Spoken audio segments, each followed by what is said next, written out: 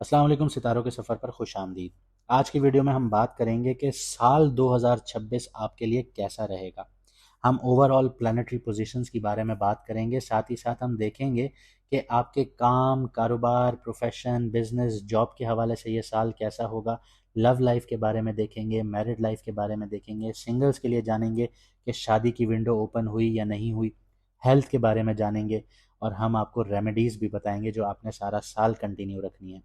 हम आपको दूसरे एस्ट्रोलॉजर्स की तरह से व्यू हासिल करने के लिए कोई मीठी मीठी बातें नहीं बताएंगे, वही बताएंगे जो होने जा रहा है, लेकिन हम आपको उसका उपाय भी बताएंगे, उसकी रेमेडीज़ भी बताएंगे और आपने कैसे ज़िंदगी को हैंडल करना है वो तरीके भी आपको बताएंगे।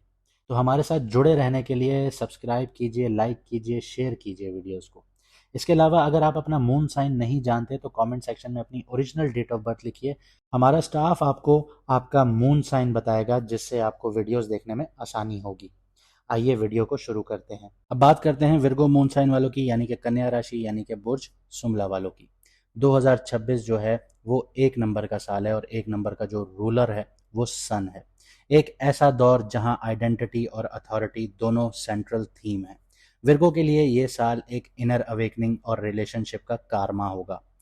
सन की वाइब्रेशन आपको अपनी इज्जत और डिसीजन मेकिंग में स्ट्रांग बनाना शुरू करेगी, लेकिन आपको अपनी परफेक्शनिस्ट नेचर से आगे बढ़ने की ज़रूरत होगी। ये साल आपसे सिर्फ इतना कहता है कि सिर्फ एनालिसिस नहीं, अब एक्शन का वक्त है। प्लानिटरी पोजीशंस की बात करें तो सैटर्न जो है वो आपके 7th हाउस में बैठा है। ये सबसे कार्मिक प्लेसमेंट होती है सैटर्न की। सैटर्न पाइसिस में होने की वजह से, 7th हाउस में होने की वजह से रिलेशनशिप, पार्टनरशिप, बिजनेस अलायंस को देख रहा है। इसके अलावा नक्षत्रों की बात की जाए तो उत्तर भद्रपड़ा नक्षत्र से लेके रिवाती नक्षत्र तक सैटर्न जो है वो मूवमेंट करेगा। तो इमोशनल मेच्योरिटी और लॉन्ग टर्म कमिटमेंट्स का टेस्ट होगा। सैटर्न की जो तीसरी नज़र है वो टॉरस पर, 7वीं नज़र जो है वो विर्गो पर और 10वीं नज़र जो है वो सेजिटेरियस पर पड़ रही है। इसका मतलब है कि आपकी घर की लाइफ और आपकी किस्मत और आप खुद एक टेस्ट में आने जा रहे हैं। इसके अलावा सैटर्न का रेट्रोग्रेड फेज स्टार्ट होगा जुलाई टू नवंबर तक। तो इसमें कुछ पुराने पैटर्न्स जो हैं वो रिलेशनशिप में मिसअंडरस्टैंडिंग्स को रीसर्फेस पर लेकर आएंगे। तो ये री इवेल्यूएशन का टाइम पीरियड होगा, ये पनिशमेंट का टाइम नहीं होगा। सब्र और क्लैरिटी वहाँ पे बहुत ज़्यादा ज़रूरत पड़ेगी आपको। जुपिटर की बात करें तो साल के शुरुआत में जुपिटर जो है वो जेमिनाई में होगा। विर्गो के लिए 10th हाउस होता है, यानी करियर और स्टेटस का घर।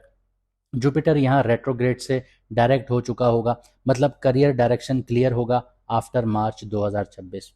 2 जून से जुपिटर शर्फ में चला जाएगा, यानी आपके 11th घर में चला जाएगा, जहाँ पे फायदे, मुनाफे, नेटवर्क्स, दोस्त, फुलफिलमेंट, यहाँ आपके जो मामलात हैं यहाँ पे काम करेंगे। तो ये विर्गो के लिए एक मेजर ब्लेसिंग होगी।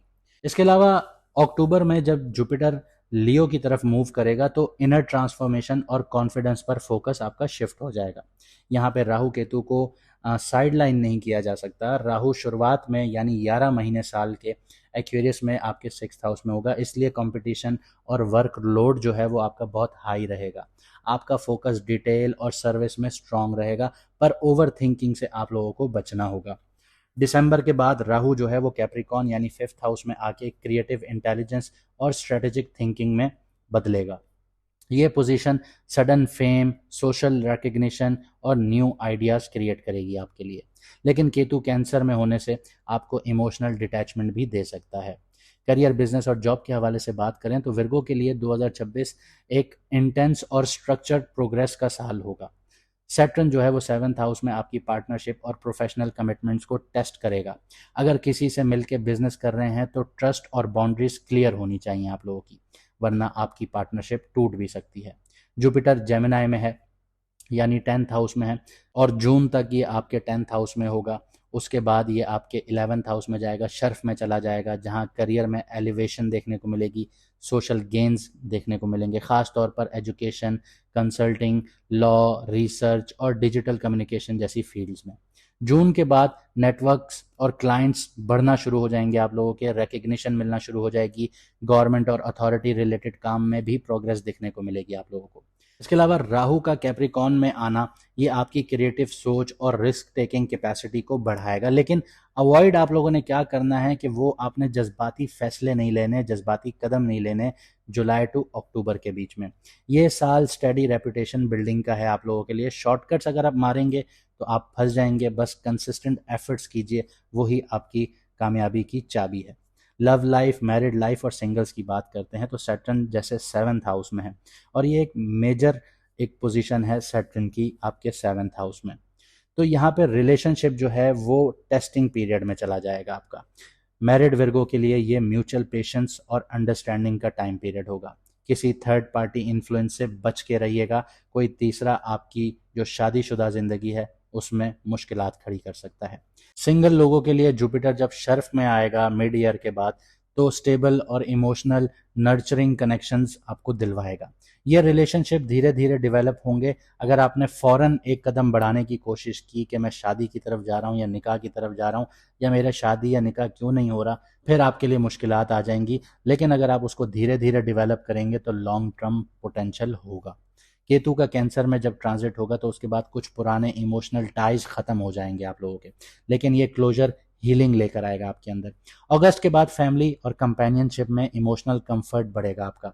बस अननेसेसरी क्रिटिसिज्म और ओवर एनालिसिस से बचना होगा, क्योंकि आपकी आदत है कि आप चीज़ों को लेके एनालिसिस बहुत करते हैं, क्योंकि आपको परफेक्शन चाहिए होती है। हेल्थ की बात करते हैं। हेल्थ वाइज सैटर्न जो है और राहु जो है ये दोनों डिसिप्लिन मांगते हैं आपसे। 6th और 7th हाउस का एक्सेस एक्टिवेट हुआ है तो डाइजेशन से रिलेटेड इश्यूज आ सकते हैं, स्ट्रेस से रिलेटेड इश्यूज आ सकते हैं, स्किन से रिलेटेड इश्यूज आ सकते हैं, नर्वस सिस्टम से रिलेटेड इश्यूज आ सकते हैं। तो आपको थोड़ा फोकस रखना होगा।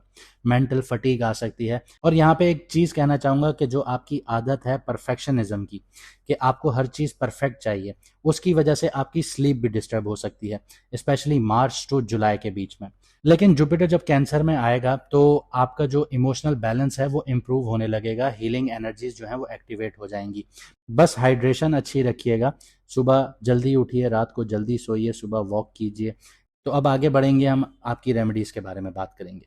हर वेडनेसडे वाले दिन और सैटरडे वाले दिन किसी मजलूम की और मजदूर की मदद कीजिए, सदका कीजिए, दान कीजिए। रोज सुबह जल्दी उठिए, अपनी नमाज रोज़ा कीजिए, या अगर आप लोग दूसरे रिलीजन से हैं तो अपनी इबादत करें। उसके बाद 15-20 मिनट आधा घंटा वॉक कीजिए, और सुबह की जो सनलाइट है वो लीजिए, क्योंकि सन का ईयर है तो अथॉरिटी के लिए हर कोई स्ट्रगल करेगा। तो आप अपनी सन की एनर्जीज यहाँ से बेहतर कर सकते हैं। इसके अलावा अपनी नीयत को साफ रखिए, किसी का हक ना खाइए, उसको धोखा मत दीजिए, वरना सैटर्न जो है वो कार्मिक ऑडिट ऐसा लेगा कि आपसे बर्दाश्त नहीं होगा। 2026 आपके लिए एक रीअलाइनमेंट और मेच्योरिटी का साल होगा। सैटर्न आपके रिलेशनशिप पार्टनरशिप के जरिए आपको सब्र सिखाएगा। जुपिटर आपको रिकग्निशन और सोशल अपलिफ्टमेंट देगा। राहु आपको नए तरीकों से सोचना सिखाएगा, और सूरज आपको अपने ऑरा पर यकीन करना सिखाएगा। उम्मीद करता हूं आपको हमारी वीडियो पसंद आई होगी। अगर ऐसा है तो वीडियो को लाइक, शेयर और सब्सक्राइब जरूर कीजिएगा। हमारे बाकी चैनल भी सब्सक्राइब कर लें ताकि पिछले वक्त की तरह हमारा राब्ता आपसे मुनक़ता ना हो। हमारा पुराना चैनल सितारों का सफर 25,000 सब्सक्राइबर्स के साथ था। आप जैसे दोस्त हमारे साथ जुड़े थे जो अपनी जिंदगी को बेहतर बनाना चाहते थे, लेकिन यूट्यूब के एल्गोरिथम ने उसको फॉल्सली फ्लैग करके बंद कर दिया। अगर आप चाहते हैं कि हमारा राब्ता मुनक़ता ना हो तो हमारा चैनल फेसबुक पर, यूट्यूब पर, रंबल पर, टिकटॉक पर और इंस्टाग्राम पर फॉलो कीजिए। मुझे दीजिए इजाजत। मिलते हैं अगली वीडियो में सितारों के सफर पर।